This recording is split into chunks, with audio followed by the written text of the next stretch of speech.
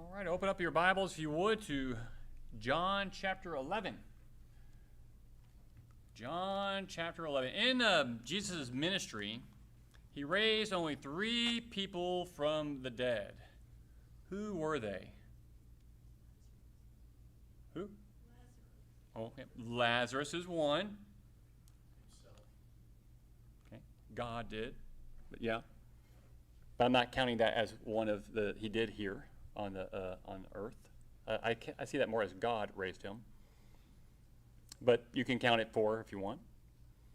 3 people raised from the dead, or 4 if you want to count himself. Jairus' daughter, correct. There's one. There's one more. So Jairus' daughter, Lazarus. Dorcas was Peter. But it was through his power, but during his ministry. That's right. That was Jairus. Yeah, we named that Jairus already. We got one more, a widow from Nain. The widow from Nain, also the son of the widow from Nain. The daughter of a man named Jairus, and then, of course, Lazarus here that we're going to be looking at in chapter 11. He was the third one, and one of the good friends of Jesus. And it's an odd story, and because if you look here in John 11, look at verse 17, it says, "So when Jesus came, he found that he had already been in the tomb 4 days." In verse 6, when he had heard that Lazarus was sick, he stayed 2 days longer in the place that he was. So Jesus deliberately stays away when he heard that Lazarus was sick. And he ended up arriving 4 days late to the funeral. Now, whenever Jesus shows up late, he clearly does it on purpose. He's got a reason for that. And I want us to take a look at that, but let's get a little bit of the background. Lazarus had 2 sisters, pew packers. Who are the 2 sisters of Lazarus, pew packers? Mary and Martha, that's right. And what town, little town, did they live in, about 2 miles outside of Jerusalem? Sorry. Bethany. Bethany, very good. So, Mary and Martha knew that Lazarus might die, and so they send for Jesus there in verse 3. They desperately wanted Jesus to come because they knew if he did, he could heal him of his sickness, take care of Lazarus and the condition he was in. But he doesn't come, and Lazarus dies. Now, would you be upset if you were good friends with Jesus, you've seen what he could do, you send a messenger to him letting him know that his good friend Lazarus was sick, and he doesn't come? Would you be upset? Would you be upset? Look at verse 21. Martha then said to Jesus, "Lord, if you had been here, my brother would not have died." Imagine you're at someone's funeral and you were a doctor and someone said, "If you had been there when I asked you to be there, my brother would not have died." How would you take that? That they were upset with you? You think she was upset with the Lord? Look down at verses 35, I think it is. Yeah, where Jesus says, Jesus wept. Verse 36, so the Jews were saying, "See how he loved him." But some of them said, "Could not this man who opened the eyes of the blind man have kept this man also from dying?" What are they asking? Where was he? Why didn't he come? So why did Jesus show up so late? The most obvious answer is he wanted Lazarus dead, didn't he? That's what he wanted. Now bear in mind, this is the one of the last, or the last of the 7 miracles of the Gospel of John. The people, when they like to make the list of 7, and each of these were a sign that told us about who Jesus was. So this is a sign, like a billboard, pointing to Jesus, telling us something about who Jesus is. And here in verse 25, Jesus said, I am the resurrection and the life. He who believes in me will live even if he dies. Now, what does that mean? It means that Jesus is our power to resurrection, is it not? And also that he is our source for eternal life. It all happens because of Jesus. He literally came to take away this power that death has over us. Do people like to die? Who is not afraid to die? Are you afraid of death, of what it might mean? You know, Aristotle called death the thing he feared most because it appears to be the end of everything. The Chinese have a superstition that if you just mention death, you're inviting it in, and so they don't even like to talk about it. And you see people always avoiding the topic. I know a lot of times people don't like to purchase a burial plot because they don't want to invite death. You're setting yourself up for failure. Not that we think we're not going to die, but we want to put it off. And if you start planning for it, that tells you that it's not far away. But there are people who reject that idea. They reject the idea of a physical resurrection. Because when we die, we know as Christians that there's going to be a day when we're resurrected from the dead, right? But not everyone believes that. I remember a long time ago, back in like 2010, there was an article in Newsweek, and I clicked it out. It was from a lady who was talking about the resurrection. That's why it caught my eye. And she said that the resurrection presents credibility problems. The immortality of the soul is easier to swallow than bodily resurrection. What does that sound like to you? Biblically, what other group thinks the same way as that? Remember? The Sadducees don't believe in a bodily resurrection either. They do believe in the Spirit, but they do not believe that there will be a bodily resurrection. They get in arguments with Jesus over this as well. So that was an issue back then, still is an issue today. People have a hard time wrapping their mind around the idea that we will be resurrected with a new body. And so that kind of attitude was popular then, popular today. The Greeks and the leading intellectuals of that day, the Sadducees, also believed the same thing about death. It was such a prominent belief back then that it even crept into the church. Over in 1 Corinthians 15:12, Paul writes, "Now if Christ is preached that he has been raised from the dead, how do some among you say that there is no resurrection of the dead?" They don't believe in a bodily resurrection. They think, well, maybe he was a ghost. What disciple wanted to touch Jesus to know that he was raised from the dead? Thomas. He wanted to touch him to know for certain. How do you combat that kind of thinking, especially in a day and age with Jesus when it was so prevalent? Well, you raise someone who was undeniably dead from the dead. Lazarus was his exhibit A. He was literally a walking billboard for Jesus' declaration that he was the resurrection and the life. After he was raised from the dead, people showed up from miles around just to see Lazarus. Turn over to John 12, chapter 12, and look at verse 9. It says here that the large crowd of the Jews then learned that he, Jesus, was there, and they came not for Jesus' sake only, but that they might also see Lazarus, whom he raised from the dead. They were eager to see this. They'd heard about it. They wanted to see, is this real? This is something that goes beyond what they thought. We don't see that happening with the widow's son or Jairus' daughter. They didn't come from miles around just to see those children whom he raised from the dead. Why not? Why not? Okay, better press, maybe. I could be. The other two died that day, and they were raised back that day. How long was Lazarus dead for? On purpose. On purpose. That's right, we're getting there, yeah. Now, of course, today we have all kinds of ways to preserve the body, but back then, When a person died, they would bury them as soon as possible, preferably the day of, because by the fourth day, there would be a smell. That's why a lot of times you'd read that they would put a lot of perfumes and oils on the body. It was to hold back the smell.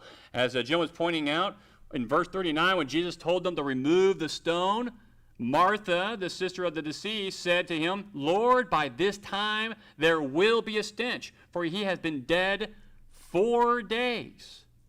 What did she think? He was good and dead. Don't open it. But what did he tell her just a few moments ago prior? I am the resurrection and the life. He who believes in me will live even if he dies. And everyone who lives and believes in me will never die. And then he asked her one question, simple question. What was it? Do you believe this? Did she? To an extent, but she didn't want to move the stone back. She had a hard time wrapping her mind around that. I think she did say she believed that there would be a resurrection, but what kind of resurrection did she think it was going to be? You can't bring bodies back. You can't bring those things back. There was a Jewish tradition, it was a very prevalent tradition, especially that day, that read like this. Until 3 days after death, the soul keeps on returning to the grave, thinking that it will go back into the body. But when it sees that the facial features have become disfigured, it departs and abandons the body at 3 days. How many days was he in the tomb? 4 days in the tomb. Jesus, I think, knew about this tradition and this idea. His plan was to raise Lazarus on the 4th day. He was good and dead. There was no question about it. When he came out of the grave, it wasn't going to be some fluke or quirk. He was dead. It wasn't a trick. But why put Lazarus through this at all? Why put him through this at all? Let me ask you all a question. How many of you, young men, young ladies, have a best friend? None of you. None of you? Okay. Ashton, what would be the best thing you could do for your best friend? If you could do anything for them, what would it be? All right, I'll help you out. What if you could make them famous? Everyone knew who they were. Would you do it? Would you think they'd like that?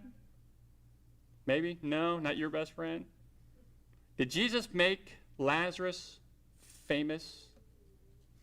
What if Jesus told you that he was going to use you in his ministry and that your name will always be remembered in the Word of God?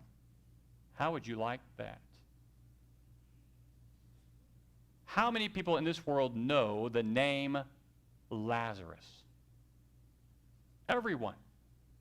Everyone. I remember back in the 90s when I was real big in computers and viruses were just starting to come out, and there was this new way, because all the software was defeating the viruses, and there was a new way to get a virus to always stay on your computer, to find a place to hide. It was typically in the hardware, in the RAM, or somewhere where the software wouldn't look, and they called that the Lazarus command, because you would think you'd get rid of the virus, and then all of a sudden, it popped back up.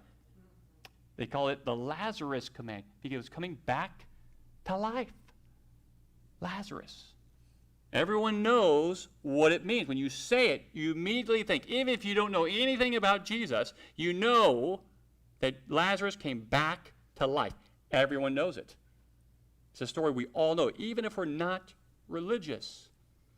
And that's what Jesus did. And then people came from miles around just to see Lazarus. How did the scribes and Pharisees feel about that? Back over to chapter 12, remember verse 9, that's where it said everyone wanted to come to see Lazarus, whom Jesus had raised from the dead. Verse 10, but the chief priests planned to put Lazarus to death also, because on account of him, many of the Jews were going away and were believing in Jesus. Now, if I was one of those chief priests, I would be asking, why are people believing because of this Lazarus person? Is there something to this, perhaps? How many witnesses were there to his death? They were at the funeral. They saw him go in the tomb. They saw the stone roll back over. And then they saw and heard Jesus. Too many witnesses. You couldn't deny it. One last thought. Jesus raised Lazarus from the dead not only as a testimony to those who lived in his day, but also as a witness to us of a kind of a reminder of his promise to us. Because soon after raising Lazarus from the dead, what was going to happen to Jesus? He was going to die too on that cross. He'll be buried and he'll raise from the dead. But if that's true, why bother with Lazarus? Why bother with that? If he's going to be raised from the dead, not that long after this, why bother with this? Why make Lazarus go through this? Why make his family go through this? What was the point? Jesus was God. And if you were a Jew and you understood that, you understand also he had no sin. Of course, he could come back, right? He's God. He was sinless.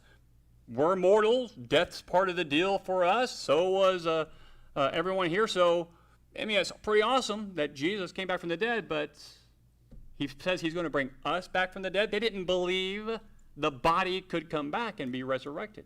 They didn't believe that. But Lazarus proves that he can do that. What are our two? We're going to have we'll have two resurrections. What was our first resurrection as a Christian? Baptism, because we were buried in the water, raised up into a new life. What's the next resurrection? Yeah, that's right, the second coming, the resurrection to life. And what will we put on? That's right. This perishable will put on the imperishable. 1 Corinthians chapter 15, last verse 50 following right there. In a twinkle of an eye, when the trumpet sounds, he will come. And then he will raise the dead in him first out of the graves. We'll have a new body, the resurrected body that will never perish. It will never ache. It will never die. It'll be eternal. And he proved to us that he can bring people back to life and into a body and overcome the decay and the corruption. O death, where is your victory? O death, where is your sting? It is gone, isn't it? It no longer has power over us. Will you die? And we understand that question. We always say, well, yes, but actually, literally, no. You will not die, because the body that you are in was never meant to be for you. What God intended for all of us was an eternal body, something that would be forever. We sinned. We brought this upon ourselves. And so he sent his son to die for us so that we may live forever. But the body will die. You will not. And you will go on to live eternally in heaven or in hell. And Jesus is showing us with this incident with Lazarus that he is the resurrection and the life. He can bring us back. And as a way of example, he brings Lazarus back into that body. And if he can do that there, can he bring us back and give us a new body as well? He can, and he will. So just like he asked Martha, he's asking you, do you believe this? Does death scare you? Are you scared of it? It shouldn't, if you know where you're going. Death doesn't scare me. Pain does. Pain scares me. And that is, I think, what a lot of it is for us. We're scared. Sometimes we're scared of the unknown, but it shouldn't be unknown to us. You should know exactly what's going to happen to you when you die. We have an advocate with the Father, Jesus Christ. As long as we're walking in the light, we know where we're going, right? Do you believe this? That's the question he left with Martha and Mary, especially after he brought Lazarus back. It's a great story. And it's meant to help us see and understand and overcome the one thing that had power over us, death. And doesn't Satan use that against us all the time to keep us afraid and allow that fear to overwhelm us? You know, I want to end with this. Get over here. See if I can say this girl's name right. This is a cemetery in Hanover, Germany. Has anybody ever, it's kind of hard to see. Has anybody ever seen this or know about this cemetery in Germany? It's a popular tourist spot. You see here in the middle, that's actually a tree. I had to use an old picture because that tree eventually dies, and you can see it's pushing that grave over. They have since had to cut that down and cut all that back and move that out of the way. The tree eventually died, but the lady that belonged to was Henriette Julienne Caroline von Ruhling, 1756 to 1782. She did not believe in the resurrection of the dead. And yet, strangely, she directed in her will that her grave be made so secure that if there were a resurrection, it could not reach her. So on the marker where inscribed these words, "May this tomb, bought for eternity, never be open." And so she had cemented in. She had a steel flask and straps put all the way around it to lock it down. And they buried her in there. And this seed that was underneath the ground all along slowly sprouted up, a birch tree. And it grew slowly and slowly until it broke the steel and began to push and knock over the concrete slabs that she had put on her grave. Didn't work, did it? What will hold back the resurrection? Nothing. It will happen. Do you believe this? And that's the question that Jesus leaves with them. He leaves with us. He lives with us always. He has given us the truth. He's shown us evidence in nature. He's shown it to us in his word. He's ingrained it into us that we know there's so much more out there. We know it. Why do people fear death? And doesn't it always feel strange that we should die? People don't, in every culture, they feel like it's not right. This isn't the way it ought to be. And they're right. This isn't the way it was supposed to be. And our bodies will die, but we will live on. Do you believe this? And that's the message Jesus leaves with each and every one of us, Christians and to those who are still lost, that we can still make the right choice. And we continue moving forward and not allow death to overcome us, the fear of it. Let's think about that.